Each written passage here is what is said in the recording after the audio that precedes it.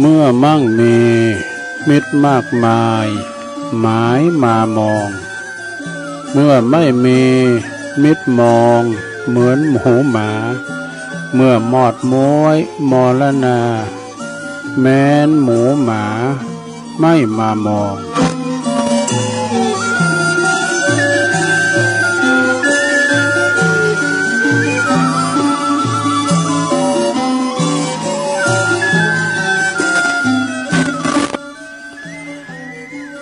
ขอความ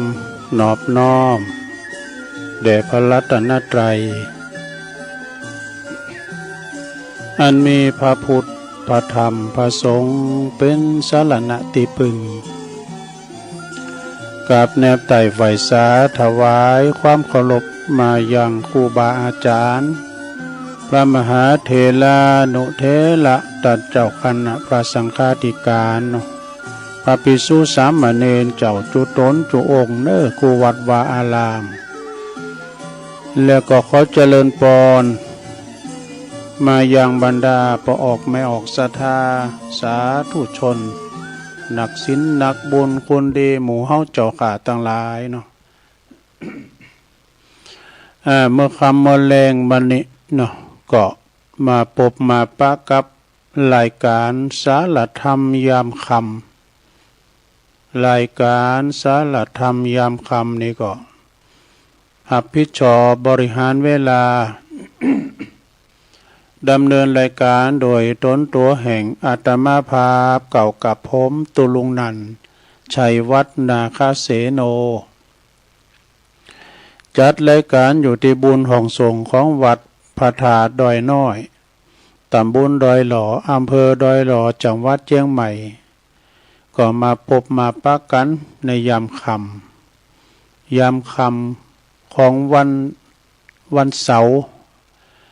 วันเสาร์นี่จะเป็นพระลานาทีของตุลุงนะที่จะได้เข้ารายการนำสิ่งละอันพันละน้อยมานำเสนอศรัทธาญาติโยมที่ฟังกันอยู่ตั้งบ้านตั้งจองตั้งหอตั้งเฮินเนาะ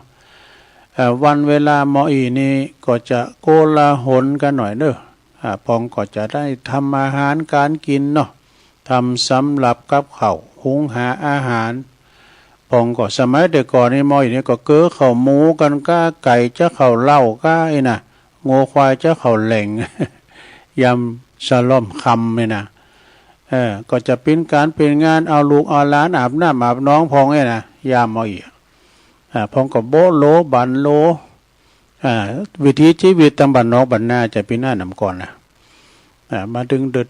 ด้อก็เริ่มมองโมคำเลยนะ แต่ประเดี๋ยวนี้ดักวิดดักวอยสถาลูกหลานตานเต่าก็บ่ใครมีเพราะละอ่อนมันไม่หนักนะมันก็เริ่มเพราะใครเดือดควายโง่ควายห้องพองก้าเนี่ยก่อนนี่มันมีอะไรวิถีชีวิตของนกบันนาเฮานี่นะไก่ขันกันก็ไก่ขัดแตก มันจะมีให้พ่อฉะนั้นวันนี้ก็มาพบมาปะกับตุลุงในรายการวันเสาร์สารธรรมยามค่ำก็น้อมนำเอาสิ่งละอันพันละน้อยมานำเสนอศรัทธาปะกันวันนี้วันเสาร์ที่19แล้วเนอะวันนี้นะ19ของเดือนกรกฎาคมพุทธศักราช2568มานี่เนาะก่อนอื่นนะก็จะได้หน่วยไปดังคืนบุญที่เปิ้นมีน้ำจิตน้ำใจงดงามเนาะเจ้าของสถานีที่เปิ้นได้น้อมนำเอาเสียงหรือว่าครูบาอาจารย์จัดรายการนี่ไปออกจากสถานีของท่านแล้วก็แผ่พายกระจายเสียงคือศรัทธาที่ฟังกันตั้งบ้านตั้งจองเนอะก็นับว่าท่านเสสันละนะมอบหมายถวายเวลาให้ครูบาอาจารย์เนาะเวลากูวันตั้งแต่วันติดถึงวันจันทร์วันเสาร์วันนะศรัทธาเมื่อคำมอยในเดิมพิดหรือมาการกูตุนกูองค์เนาะก็ขอขอบคุณสถานีวิทยุแม่ขจารโมเดิร์นเรดิโอนะ FM 94.50 เมกะเฮิรตซ์เนอะของปน้อยสุวรรณคุณแม่อนงพรหมมินทร์ คืนนี้ก็ไปโกงไปไก่นะไป แถวเมืองแปรเมืองนานบุนะ และขอบคุณสถานีวิทยุวัดห้วยตองซักเนอห่วงเป้าจอมตองนี่ก็ FM 98.75 เมกะเฮิรตซ์เนอ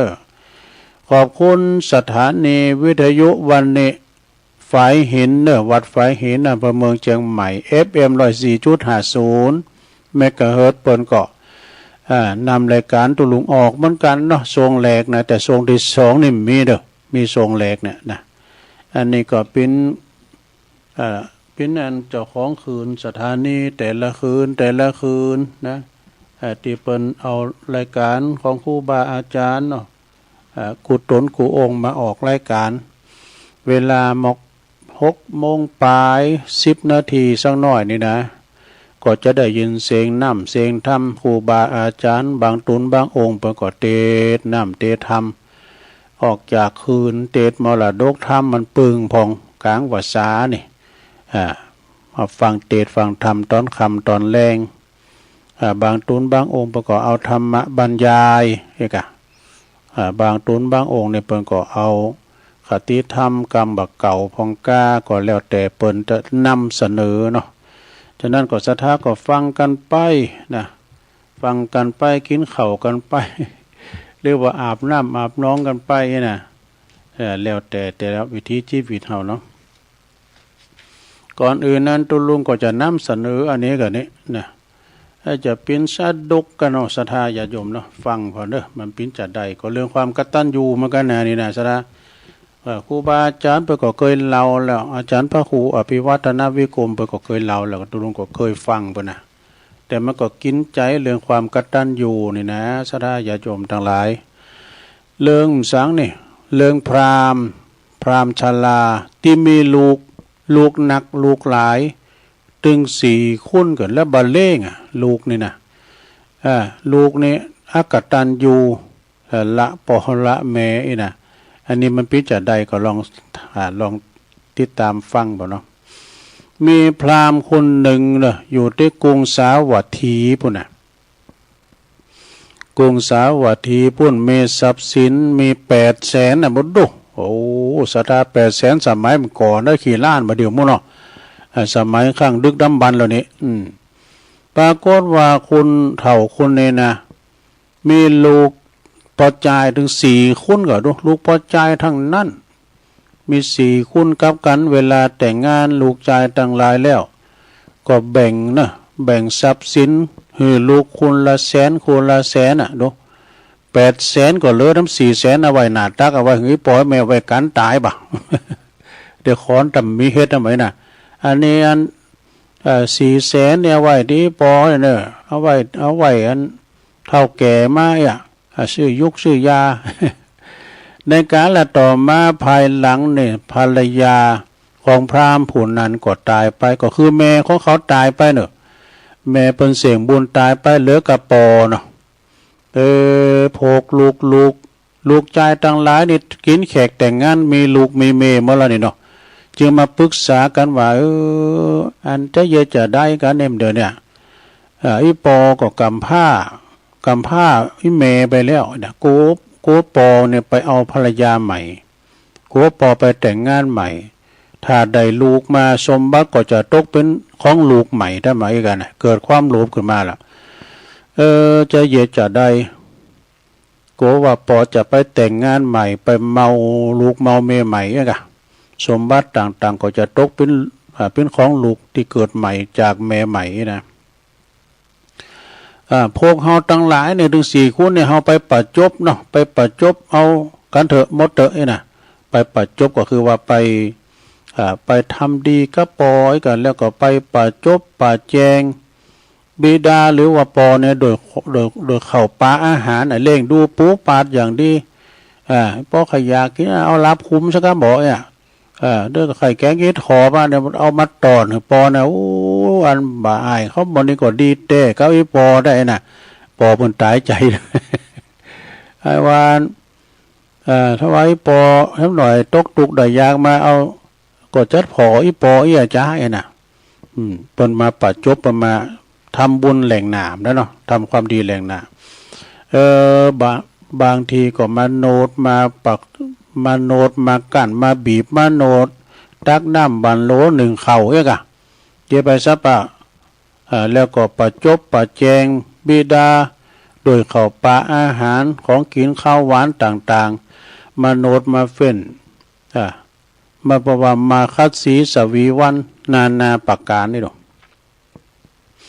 เวลานั้นบิดาก็มีอารมณ์ดีก็แสดงโตดเนาะแสดงโตดในการอยู่ข้องเลินหือฟังนะแล้วก็เขาก็ขอเงินที่ยังเหลือนะป้อเหลือทั้ง400,000เนี่ย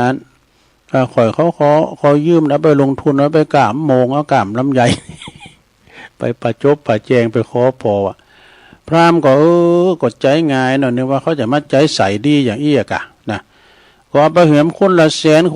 400,000ไปมีหมดน่ะตักแล้วกำนันคนเฒ่ามีเงินแล้วมีทรัพย์สินเงินทองแล้วนะโดยเจือว่าทำหน่อยลูกเต่าเราล้านหมดเนี่ยมันก็จะมาเล่งดูเฮาตามที่มันอู่ก้าดูบัดเดี๋ยวนี้มันก็มาเล่งดูเฮาจะดีแล้วดูเนี่ยตั้งเขาปุดมือไปแล้วเนี่ยมันจะปิ้นจะได้ติดตามตอนต่อไป ในกาลต่อมาเนาะคุณเฒ่านี่ก็มีติปึงปลาอาศัยแล้วไปปึงบ่ายเก้าก่อนกะไปอยู่ด้วยบ่ายเก้านะผลตัวปลากฏว่าลูกสะไปลูกไปนั่นนะลูกไปบ่ายเก้านะลูกไปคุณเก้านะก็ว่าเศษสีถากทางนะต่างๆหน้าแน่วะดูสูปอสูเนี่ยจะมาอยู่กับบ้านเฮาเลยกะกะเฮือนเฮาเลยกะเพิ่นจะมีลูกกะสูคนเดียวดูน้องสูก็มี3คนก็ดูเอกะปดตัวปอก็13น้ำใจเนาะถากทางพราหมณ์ก็เลยไปอยู่ตีลูกใจคนที่2มาแถมเนี่ยจึงจึงไปบ้านลูกคนที่2เนาะลูกคนเก่าในเมมันมาไข่สู่นี่นะก็เลยมาตีลูกชายคนที่2ลูกชายคนที่2มาอยู่บัดจ้าบัดนั้นเนาะกำก่อนนี้ก็จะดีอยู่นะเอาเข้าลูกไปทำแล้วอู่เสียดสีทำอีกว่ะลูกไปก็มาอู่เสียดสีอีกจึงไปอยู่กับคุณกับลูกบ่าวคนที่3ที่4ปรากฏว่าเหมือนกันหมดปิ้นอย่างเดียวกันหมดลูกไปบ่สู่สักคุณว่าหั่น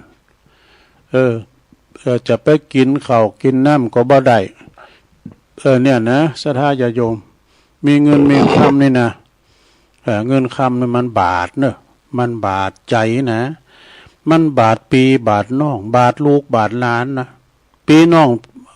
งการออกต้องเดียวกันมากกว่าตามเดี๋ยวใครถึงพิษกันนะเอาสตังค์ให้กันยืมเด้อ มันดึงพิษกันเนี่ยศรัทธามันบาทปีบาทน้องค่าการตายถึงมื้อถึงวันก็โดยปัจจัยเงินทองนี่แล้วศรัทธาขัดผลประโยชน์กันพองกล้ามอย่างกายนะเงินคำกำเกี่ยวมันออกไผนะซ้ำเตือนเนี่ยก็ปากแข็งอย่างได้ก็ตามเอาสตังค์เอาเงินมาง่างเนี่ยปากแล้วกันน่ะเงินในตกใส่ยาก็ยาตายตกใจควายก็พินลาบเนี่ยพูดว่า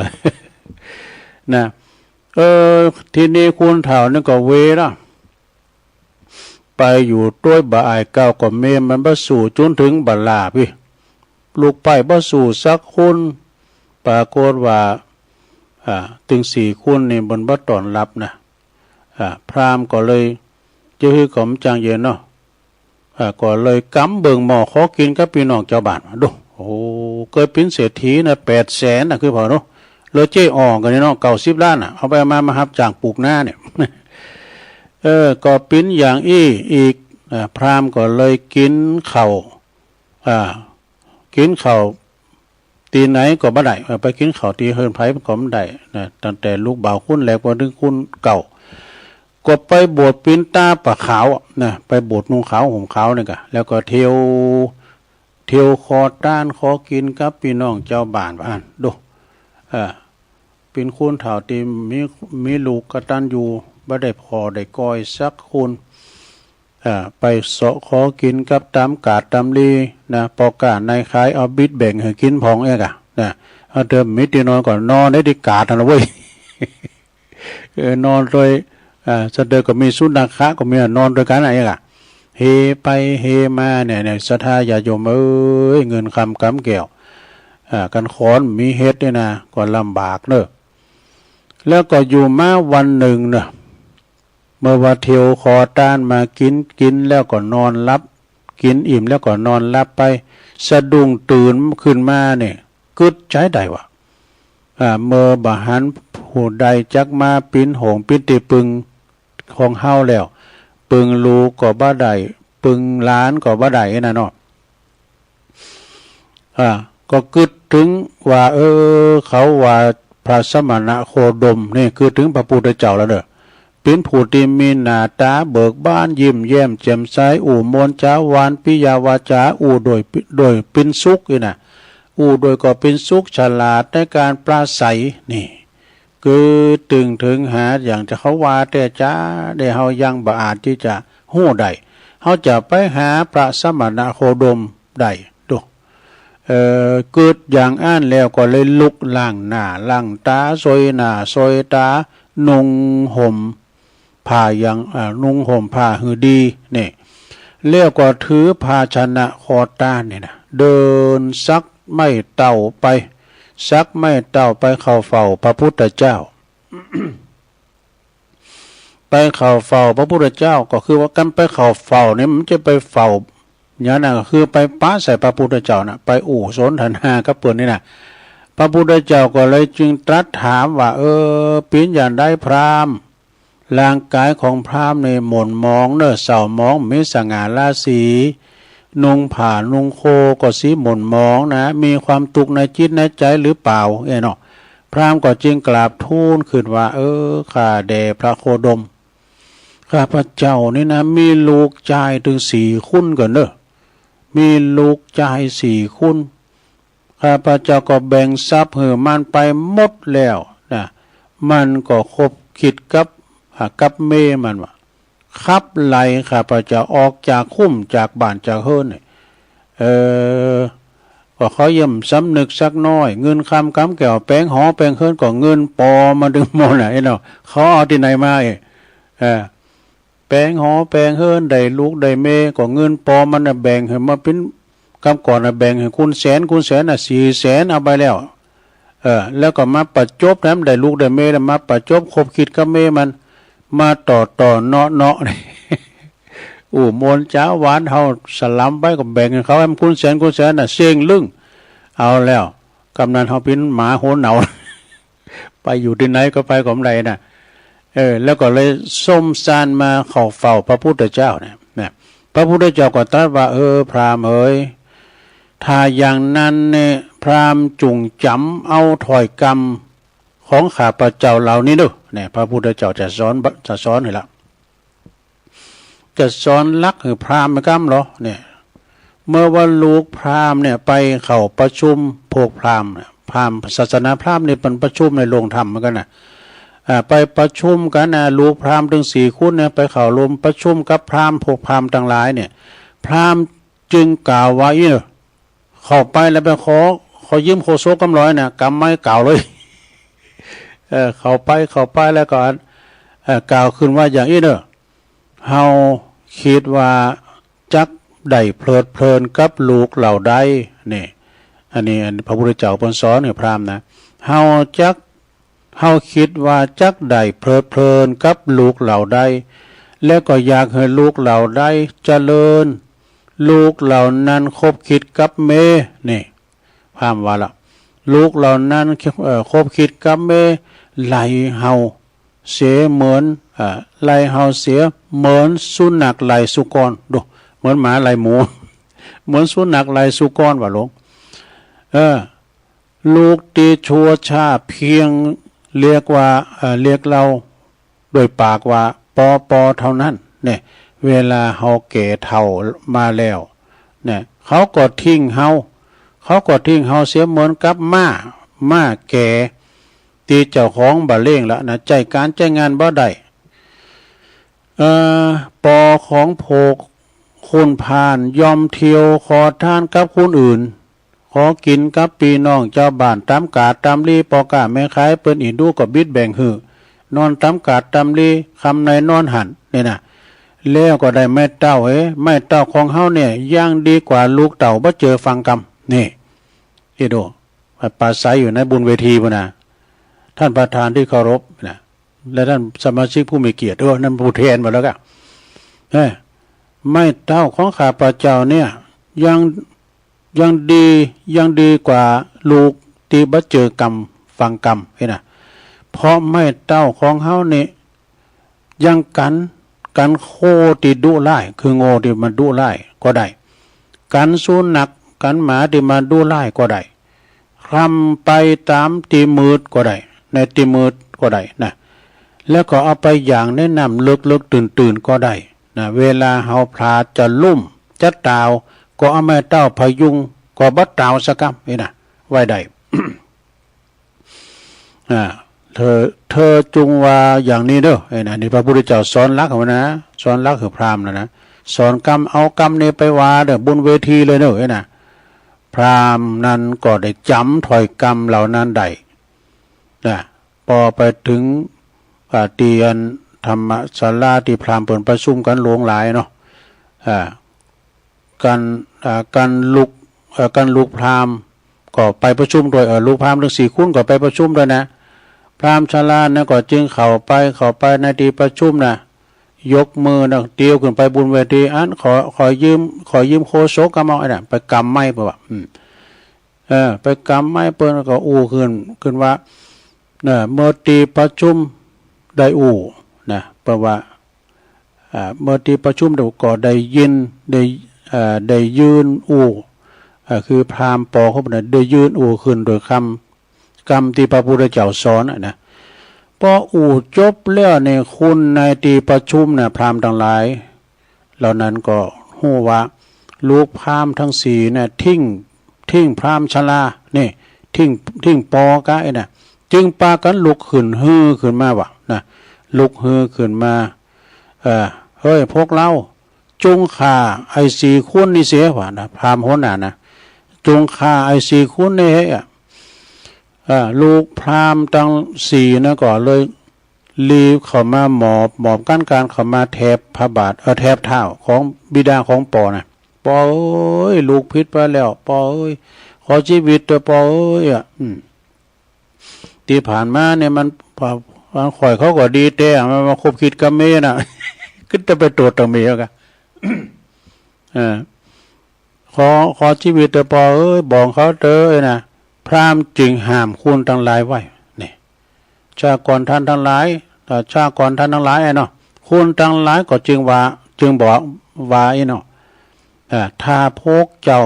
บ่เล่งบิดานี่นะนับแต่วันนี้ไปพวกเฮาจะขาดเสียนี่คนขาดตัวไปดูการถามว่าสู้เขาเล่งปอสู้นี่นะพราหมณ์ทั้งหลายเนี่ยมันมีกฎของมันเนาะจะขาดเสียคือตายคราวนี้ก็จักงดไว้ก่อนเนี่ยคราวนี้จักงดไว้ก่อนหันแก่ปอสู้มได้เดิมเดี๋ยวนี้สู้รอตายย้อนปอนะหัวก็ไอ้นะปอสู้ขอไว้มันได้นะไอ้นะแล้วว่าแล้วก็ปล่อยพวกบุตรของพราหมณ์เนี่ยก็พราหมณ์ขึ้นขี่ข้อเอาโทษกรรมนี้เอาปอขี่ข้อล่ะเอาปอขี่ข้อกลับบ้านไปเลยนี่แล้วโพกภรรยาเล็กห้องเมมาทั้งหลายมาแล้วกล่าวสั่งสอนว่าตั้งแต่นี้ไปนะอันที่ขี่ข้อที่ขามานี่นะอันนี้เป็นเทวดาของขาเด้อเป็นพระเจ้าคินของขาเด้อสู้เขาทำหากับปุ้นพกโคไปเด้อ ไปไหนก็ไปเด้อเนาะพวกเจ้าจงปฏิบัติบิดาของข้าหือดีเนาะนะปฏิบัติของปอของเฮาหือดีนะถึง4คู่เนาะถ้าบ่เอาใจใส่นี่นะเฮาจะขาตายว่าจะขามีตายว่าถ้าสู้เขาปฏิบัตินะจะขาสู้เขาหือตายหมดแล้วก็จัดแจงอาบน้ำจำละเหงื่อคายหือบิดาแล้วก็ปาการเอาผ้าเอาโคนผ้าไหมโคใบมานงหือปอปิ้นอย่างดีแล้วก็มากำขันขอขมาปอเอ้ยตีลงแล้วผ่านมาเนี่ยข่อยเขาก็พิษไปแล้วแต่ป้ามาตาได้ป้ามาดปอได้ไล่ปอไล่แม่ออกจากบ้านจากจ้อง มันเป็นบาปเป็นกรรมอันมหันต์กันแล้วเด้อมันมาเต้นจาเนี่ยกันมีปอหามไว้คอยเขาก็อย่าตายหมดอ่ะพราหมณ์ตั้งหลายจะข่าละคือตายนะจากนั้นก็โอ้ขอขมาเด้อนะกายกรรมวจีกรรมมโนกรรมได้ลวงล้ำกรรมเกินโดยกายวาจาใจก็ขอสุมาอีปอเด้อนะแล้วก็คือบริโภคอาหารอย่างดีวะนะคือกินข้าวปลาอาหารอย่างดีในกาลต่อมาบ่จ้านานต่อใดเปิ้นได้กินดีอยู่ดีนอนดีนอนพรามปอนี่นะได้อยู่ดีกินดีนอนดีแล้วก็มีพละกำลังแข็งแรงร่างกายขึ้นมาเนี่ยบ่าแห้งแข็งกากขึ้นมาตุยปีดีงามมาแล้วจึงสำนึกกึดตึงนึกถึงพระพุทธเจ้าเนี่ยเฮาได้มีสถานะดีอย่างมาดีอย่างนี้ก็เพราะพระพุทธเจ้ารู้นี่นะการมีพระพุทธเจ้านี่เฮาก็จะตกละกรรมลำบากอย่างได้บ่ฮู้นะเปิ้นจีนเนี่ยเฮาทำให้ลูกเฮาฮักเฮาน่ะแล้วก็อันพราหมณ์นะก็เลยนำเอาผ้าขาวกูหนึ่งนะไปถวายพระพุทธเจ้าผ้าขาวนี่นะพระพุทธเจ้าก็ทรงแสดงธรรมให้ฟังเนี่ยพราหมณ์ก็เริ่มใสในพระพุทธศาสนาจึงกราบทูลว่าข้าแด่พระโคดมลูกทั้งสี่ของข้าพเจ้า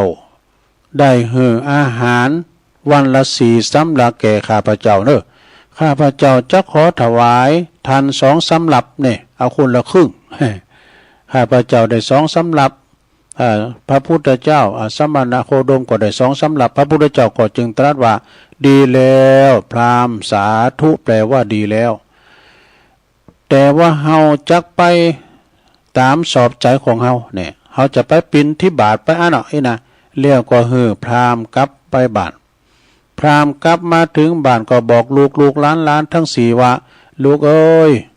พระสมณโคดมเนี่ยเป็นบิดาเป็นสหายของปอเนอะนะปอได้มีสถานะดีอย่างอี้ก็เพราะเปิ้นนะเนี่ยบิดาจะถวายอาหารแก่เขาวันละ2 สำรับเนอะนะเมื่อว่าเขามาเมื่อว่าพระพุทธเจ้าเสด็จมาจุงเอาใจใส่ลูกทั้ง4ก็หลับถอยกรรมว่าดีแล้วปอสาธุดีแล้วถ้าเปิ้นมาเฮาจะใส่บาตรเปิ้นเอกะ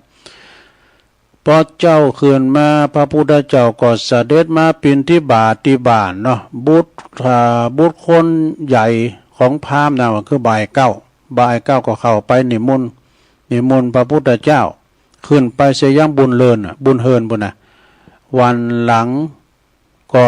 ได้เสด็จไปเฮินที่2ก็คือบุตรพราหมณ์คนที่2ที่3ที่4ไปเป็นเฮินเด้อเขาเกมต้อนรับเป็นเฮินนี่ก็ไปตามลำดับนะแล้วอยู่มาวันหนึ่งพราหมณ์ลูกพราหมณ์ทั้ง4นั้นก็ได้บอกกับพราหมณ์ปอว่าเฮาจักมีเฮาจัดทำงานมงคลเพื่อจะมีงานมงคลนี่กะแล้วพราหมณ์ปอเนี่ยไปปูจาไปนิมนต์พระพุทธเจ้ากับพระภิกษุสงฆ์500 องค์ดูเอา500 ตุนกันเด้อ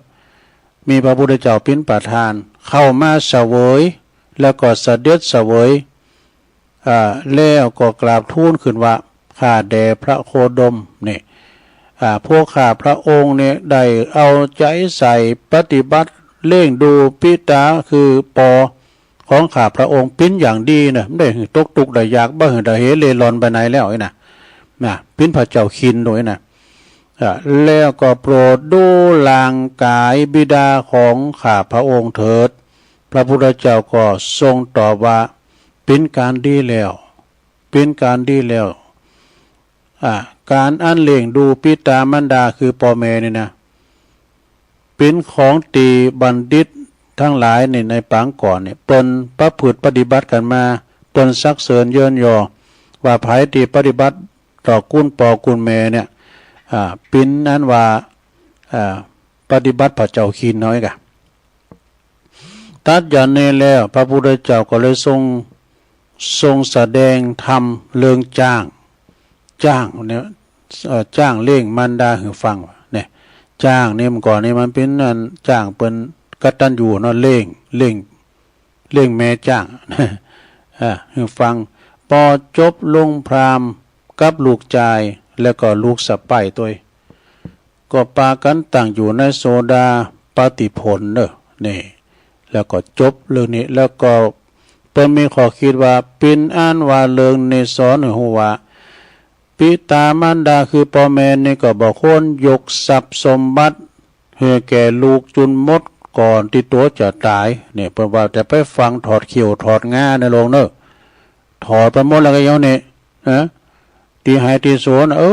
บ่ายก้าวเอาไปไหว้บ่ธนาคารบ่ได้ตุเปิ้นบอกว่าบิดามารดานี่บ่คนยกทรัพย์สินสมบัติให้แก่ลูกตึงหมดก่อนที่จะตัวตายเพราะลูกนั้นอาจทิ้งได้เหมือนกับพราหมณ์คนนี้อย่างอี้เป็นต้นจบลงไปซะท่ากุกกักหน่อยนะลงนะตัวลุงอ่านหนังสือจ้า เรื่องนิทานเรื่องพราหมณ์มีลูกแล้วก็ทิ้งก็จบลงไปสระยาโยมเอาอันนี้มาวาดำกำหนึ่งก่อนสระยาโยมทั้งหลายอันนี้ก็เป็นหนังสือคติธรรมของครูบาน้อยเตชะปัญโยเอกเนาะครูบาน้อยนี่เป็นอยู่วัดศรีดอนมูลนะฮะวันนั้นไปตัวหลวงพ่อไปทำสมิจิกรรมไปสุมมากกันแล้ววะเพิ่นก็มอบหนังสือนี่มาก็เข้าถามความกตัญญูมันก็แล้วนะบทที่6นะลงนะบทที่6เดี๋ยวกันเด้อเอาบทนี้ก่อนเนาะสดาญาโยมเดี๋ยวตุลุงมีขอคิดเนอะอันนี้นะมีขอคิดทั้งอย่างหนึ่งสดาญาโยมก็ลองฟังพอกันเด้อขอคิดยังเนี่ยขอคิดเรื่องคติธรรมลองฟังพอกันเด้อซึ่งก็เป็นขอคิดดังวัยเกษตรวัยสวฮอนี่กันเนาะแต่เป็นคุณบ้านนี่บ่จะเกษียณอายุครูก็สังกัดได้60 ปีนะสระเนาะแต่ถ้าเป็นตัวเจ้านี่เป็นเจ้าคณะตำบลก่อตามเป็นเจ้าคณะอำเภอก่อตามเปิ้น80 ปีกันเนาะนะถึงจะปลด แต่ถ้าว่าเป็นเจ้าอาวาสในบทเต้ามรณภาพน่ะเด้อไม่มีการปลดเนาะขอคิด10 ประการเด้อศรัทธาตุลุงเอานี่มาไว้ก่อนขอคิด10 ประการสำหรับเพื่อนวัยสวนี่ลองฟังบ่ในศรัทธาเด้ออย่างเฮาทั้งหลายเนี่ยถึงมีการปลดเกษียณนี่นะไม่มีการเกษียณสำหรับการทำบุญทำไปตลอดข้อที่1วัยเกษียณนะข้อที่1ยามเจ้าถ้าเฮาตื่นมาแล้วเพราะได้ยินเสียงนาฬิกาปลุกก็ดีหรือว่าได้ยินเสียงโทรศัพท์มือถือหรือว่าเสียงอื่นๆของขอจงยินดีแสดงว่าเฮายังครองโลกอยู่แน่ที่มีความรู้สึกว่าอันนี้เสียงนาฬิกาปลุกอันนี้เสียงโทรศัพท์นะหรือว่าเสียงอื่นๆเฮาจับใจความได้ว่าก็เรียกว่าเสียงโทรศัพท์เสียงเสียงนาฬิกาปลุกเนาะมากำโทรศัพท์อะโลเนี่ยอันนั้นนี่ใจอ่อัมไซเมอร์เนาะต่อไปข้อที่2เด้อลงเด้อข้อที่2หลังจากตื่นนอนจงดื่มน้ำกินน้ำนะลงเด้อกินน้ำนี่เป็นยานะครับถ่ายของเสียเด้อลูกมาก็กินน้ำดื่มน้ำแล้วก็ส่งข้อความคิดถึงคิดถึงคนตีตันหักและก็ห่วงใยนั่นแสดงว่าสมองยังเฉียบแหลมอยู่เนี่ยสมองยังเฉียบและมีสุขภาพดีตันสามารถเริ่มต้นวันใหม่ได้ดีอย่างสดใสได้นี่ซะนะเนาะคือหมายความว่าตื่นมาก่อนกินน้ำไว้ก่อนดื่มน้ำกันไปแล้วก็ส่งการขอคิดยังหืดตังคูณที่ตันหักแล้วก็ห่วงใยแสดงว่าสมองห้อยยังเฉียบอยู่อันนี้ข้อที่2เนาะ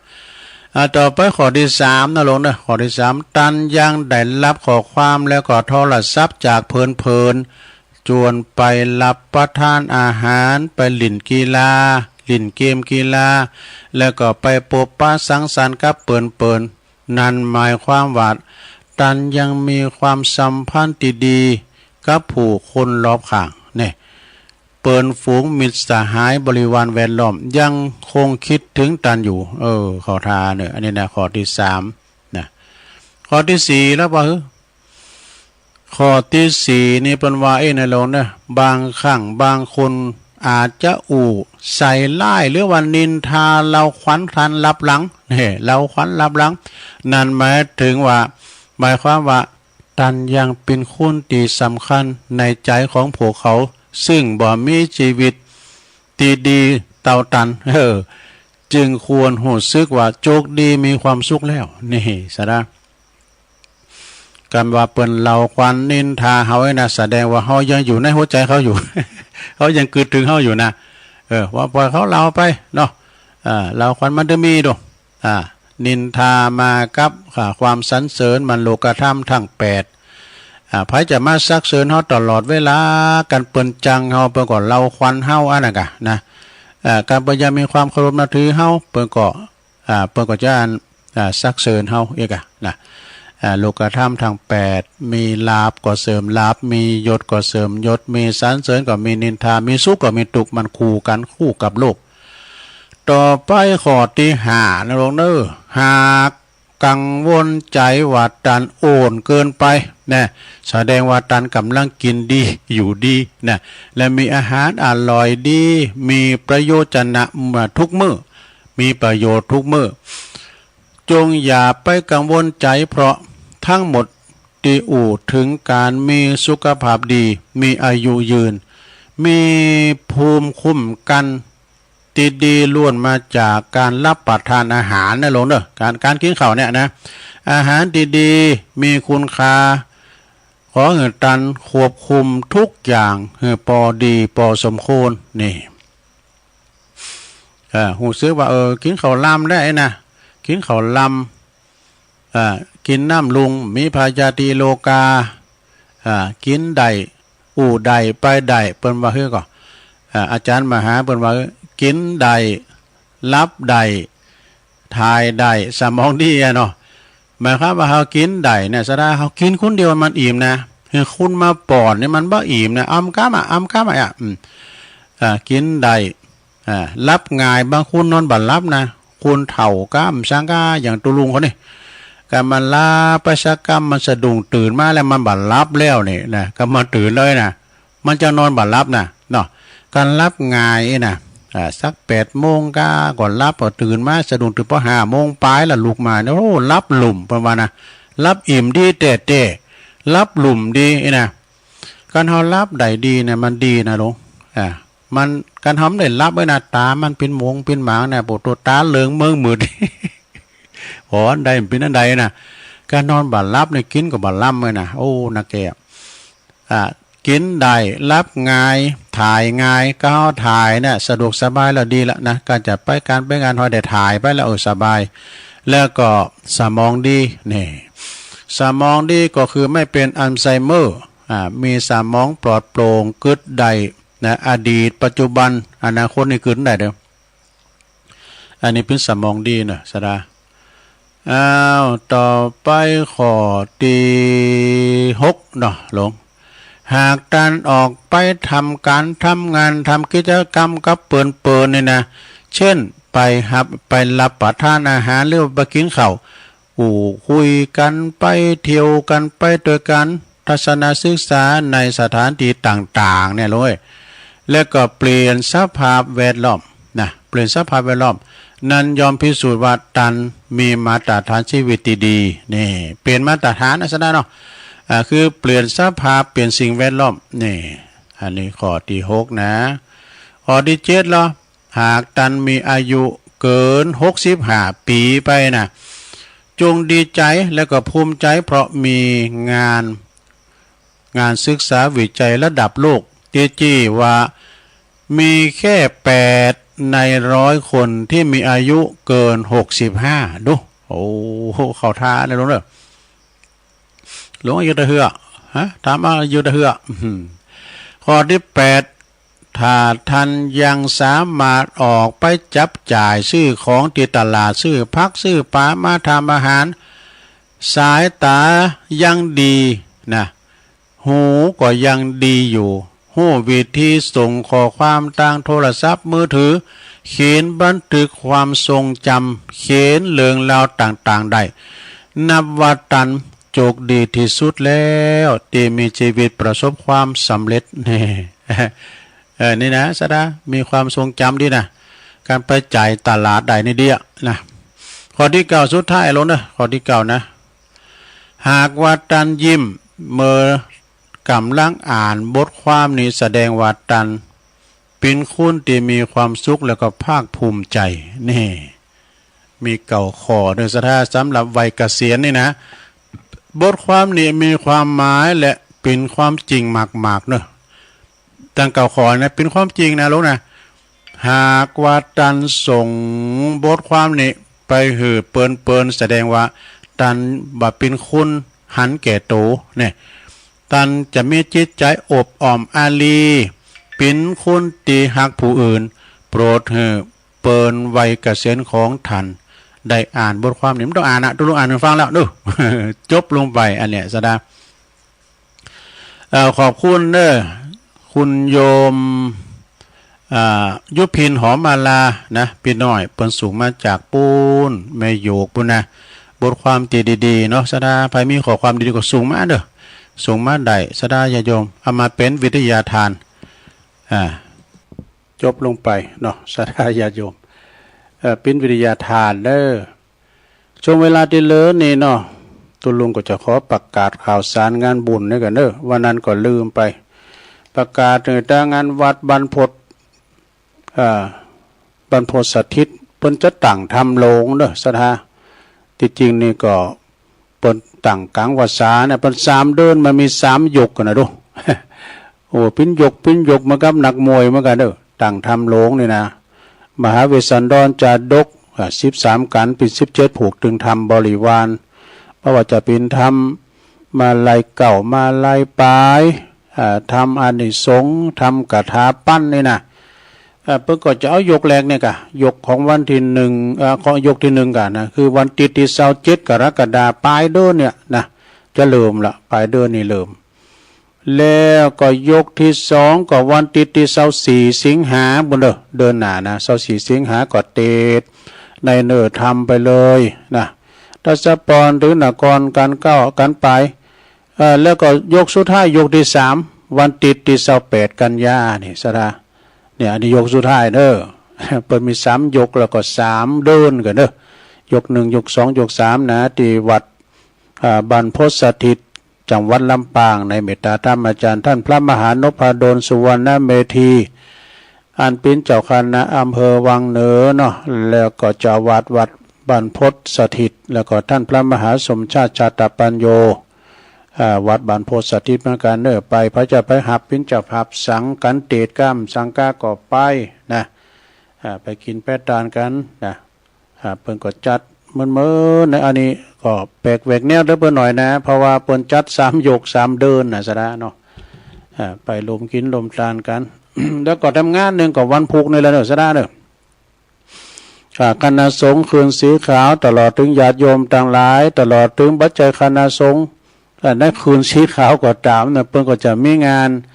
จะไปตานตีนกันเด้อที่อำเภอสะเมิงพุ่นนะซะนะที่อำเภอสะเมิงปุ่นเนาะแต่ประกาศได้ตอนเนี่ยเพราะว่าหยังเพราะว่าอันก็เดียวไปจะตัดสัญญาณนะเดียวไฟหินไปจะตัดสัญญาณก็จะไปอยู่เก่าวัดนะซะแต่ไปตานตีเดียวนะไปตานตีเดียวก็เมตตาธรรมอาจารย์พระครูอภิวัฒนวิกรมนะประธานคืนสีขาวสายตั้งปูนตั้งเวียงป่าเป่าก่อนนำทีมโดยตุลุงดอยกันเนาะท่านพระครูปฏิภาณธรรมทิน จะมากันหลายอยู่เนาะสายตั้งลำปางก็ท่านพระมหาสมชาติชาตปัญโยอีนะแล้วก็ตั้งเมืองฝางแถมโอ้หลายตีหลายตั้งเนาะวัดเลก็คือวัดงาแมงนี่วัดของหลวงพ่อเจ้าคณะอำเภอนะวัดงาแมงแล้ววัดที่2วัดดับภัยรองเจ้าคณะอำเภอเนอะวัดที่3วัดบ้านปอกนะวัดบ้านปอกเนอะเป็นจะไปตานแต่เป็นไปหอมกันที่หันหมดนะเก่าวัดนี่นะแล้วก็วัดที่4ก็วัดสะเมิงวัดที่5ก็วัดแม่สาบใต้วัดที่6ก็วัดห้วยลินวัดน้ำลินวัดที่7ก็วัดแสนทองวัดที่8ก็วัดแม่สาบเหนือ แล้ววัดที่เก่าคือวัดท่าศาลานี่เก่าวัดกันเนอะศรัทธาเนอะก็ศรัทธาญาติโยมก็เกี่ยมไปเก่าซองก็แล้วกันเนาะเกี่ยมไปเก่าซองเอาจะไปกินไปทานกันหมากโป่งหลงหลายนี่ศรัทธาญาติโยมเนาะไม่จำกัดจำนวนรถไปขี่กันก็ได้เนอะจะไป กี่โมงก็ตกลุงกันเองนะไปกันก็เอาหอเข้าไปตัวเฮนะเกมยาไป เกมยุกเกมยาที่กินแต่เดียนหมอเป็นยาความดันกายเนี่ยกินของง่ายแล้วก็ต้องกินยาเนาะ ฉะนั้นศรัทธาญาติโยมเขาก็ไปโฮมทำบุญกินทานกันกับปีไหนก็เจอเดียวอันนี้ปิ้น เป็นข้างที่หนึ่งนะก็คือว่าเอาอกเอาใจพี่น้องที่เปิ้นไปกินต้านไก่บ่ได้อันที่กินต้านไก่เนี่ยก็ปุ้นเมืองการบอกว่าอาจารย์พระครูว่ามันต้องอู่บ่เจอมันไกลอยู่เดี๋ยวมันจะซับซ้อนแต่เอาพุกนี่ก่อนนี่กันนะวันพุกนี่ก็สถานาบุญเฮาก็แต่ละรูปแต่ละกันนะเปิ้นก็จะปากันมุ่งตรงไปที่วัดเสมิงใต้พี่น้องตั้งเสมิงบัดนี้เปิ้นจะบ่ได้ยินกันเนาะถ้าเปิ้นพุ่น8 โมงหรือว่า2 ทุ่มเปิ้นก็อาจจะได้ฟังกันวันนี้เป็นวันเสาร์ในอาจารย์ท่านมหาเสาแก้วจะเข้ารายการกันเนาะ2 ทุ่มเป็นต้นไปฉะนั้นวันนี้ก็ มาบอกถึงสถานาบุญ ได้รับหูรับทราบกันต่อไปเนาะตาลเตนวาสา